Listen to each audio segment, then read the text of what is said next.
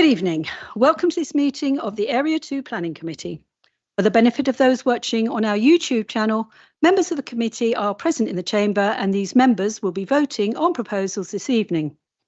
Other members of the council are also in attendance and are participating via MS Teams and can take part in any discussions, ask questions, but cannot vote. Your attention is drawn to Agenda Item 1, which sets out the guidance on how meetings will be conducted, including the ground rules. Before we start the formal business, we will confirm attendance of voting members by doing a roll call. Would you like to do roll call? Thank you, Councillor Palmer. Present. Councillor Brown. Present. Councillor Banks. Present. Councillor Betts. Present. Apologies have been received from Councillor Borton. Apologies have been received from Councillor Boxall. Councillor Coffey. Present. Councillor Crisp. Councillor Dean. Present. Councillor Harman. Apologies have been received from Councillor Hudson. Councillor Lark. Present. Councillor Roud. Present. Anna.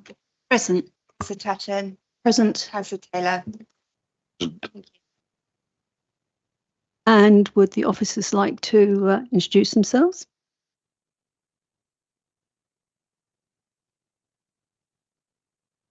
Robin Gilbert, Major Projects Team Leader. Susan Field, Senior Planner and Officer. Okay. And we have our legal team, Joy, online this evening. Good evening. Thank you. Head of Legal and Democratic Services and Legal Advisor for the evening. Thank you. Do we have any declarations of interest? No? The minutes of the last meeting, can I agree those? Yeah. Thank you. We now move on to our only application to be heard this evening. Grimbles, Longmill Lane, Crouch, Section 73 application. We have one speaker because the parish council don't seem to have appeared. No, is that correct?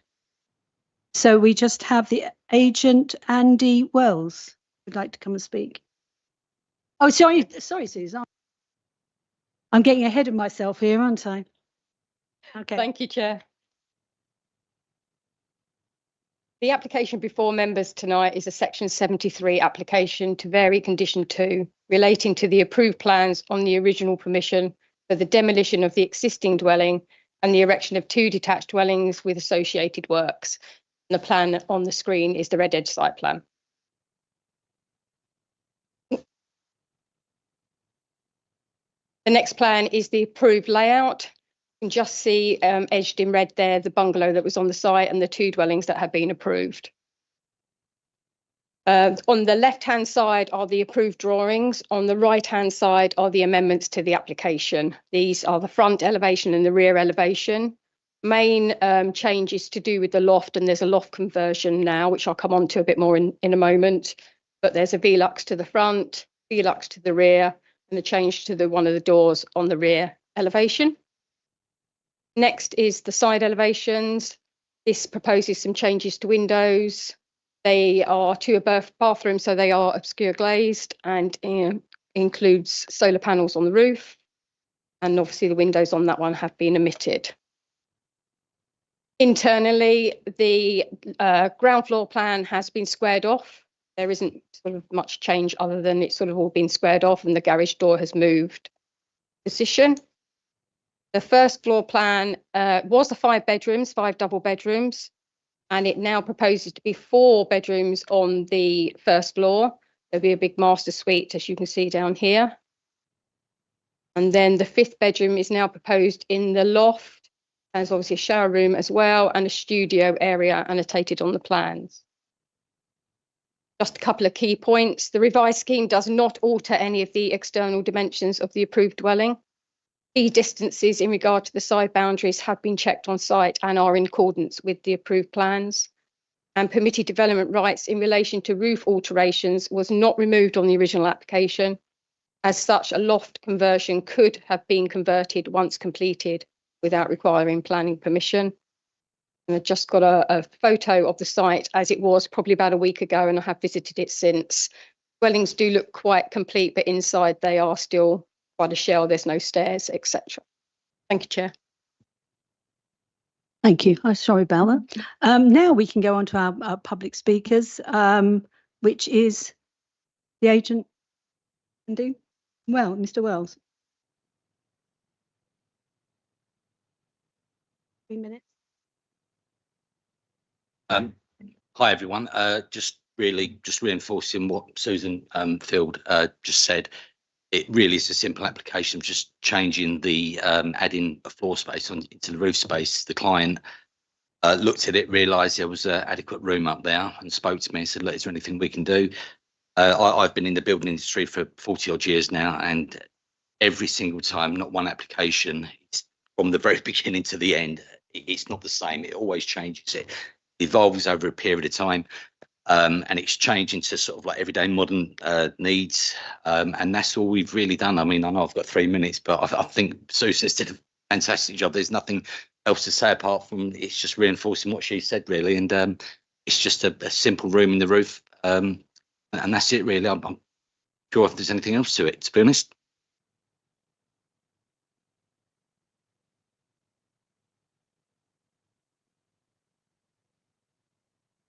Okay. Right. Okay. So it was me that called it in because I had a phone call from a very distressed resident who lives to the right-hand side when they saw extra windows, etc., coming into the side wall, which, although is within the boundary, because Susan has actually gone and measured it today. It was today. And it does meet the 1 metre rule, just, well, 1.8, I think you said it was. Is that including windowsills? My reason for calling this in is on the original application, the officer said that this was very big, a very big development for this site. And for an officer to actually say that is fairly unusual. This was 5 bedrooms with a loft. And although the agent has just said it's just 1 more room, it's made it into 6 bedrooms. That's 12 cars where there used to be 1 bedroom, 1 bungalow. So 12 cars now coming out of that site all the time. And after I was approached, I did go up to the site. I then asked for enforcement to go. They did go, and the building just kept on happening. And was told it was just a matter of paperwork, which raised my hackles no end. There's also several other bits of that area, like the landscaping, which I know they say they've got a plan in, but it is just decimated. And it's just made me so cross that he's not the only builder that will just build what they want to build and then decide it's just a piece of paper that they have to put in just to get what they want. I know this is going to go through, but what I want to do is tie him down in conditions so tight that he cannot breathe until he actually sorts some stuff out. I know there's no way that we can stop him doing this because of a 1948 Town and Planning Act. And I'm very sorry to call you out here because I didn't realise it was going to be the only one on the agenda this evening. I also know what I'd like to do and change the Constitution. But I would like it to be that if people keep building when they know they haven't got permission, that it's an automatic refusal. That they have to put applications in before they do the changes, not after they've done the changes. So I do apologise for calling out on this evening. And I do realise, because having had a conversation with Sally and Robin earlier, and Sally has been up there, that it will go, it's going to go through because it has to. We don't have a choice on that. But as I say, I really would like to get some conditions in that make sure that it is absolutely watertight. And I really would like to find a way that we can stop developers doing this, because I know even now there are other developers who are doing this at this very present moment, and there should be something we should be able to do about it. Thank you. Anybody else want to have a rant?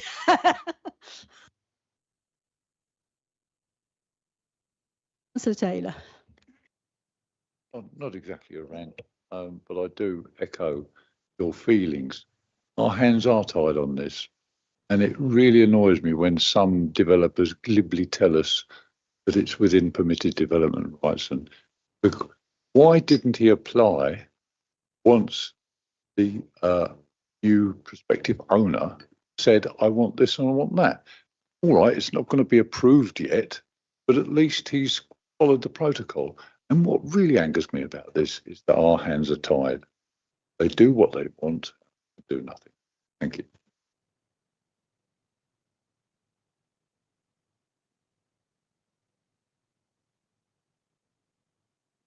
Well, so, actually, Susan, do you want to go through what we discussed? Well, I was only going to say that the conditions on the original application will be transferred onto this one. They are, as I said to you before, I think in another meeting, this is a section 73 it runs alongside the other one, so they can implement either or, but the conditions will be the same. They have in this case discharged all the relevant conditions already. So there is a landscaping condition on there that needs to be implemented.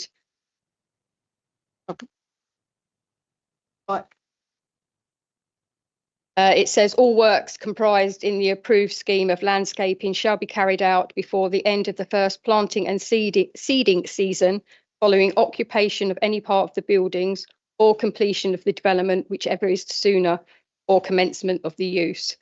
So in terms of landscaping, which I know has been an issue that Councillor Palmer's raised, that will have to be implemented, and obviously we would make sure that that is undertaken. Councillor Taylor. I noticed the red line boundary goes right up to the front on the lane. Can we remove permitted development rights on the rest of the site in these conditions?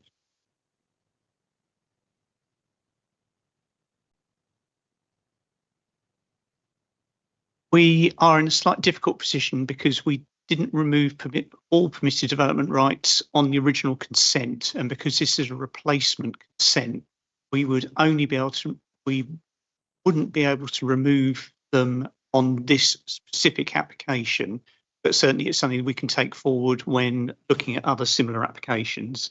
If this application was coming in now in a fresh application, yes, certainly we could, but we couldn't add additional restrictions onto a permission other than those that are already imposed.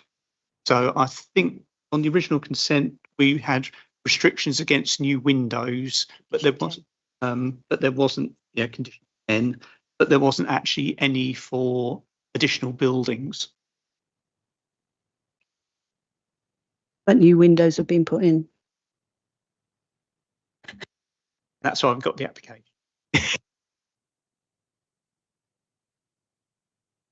Councillor.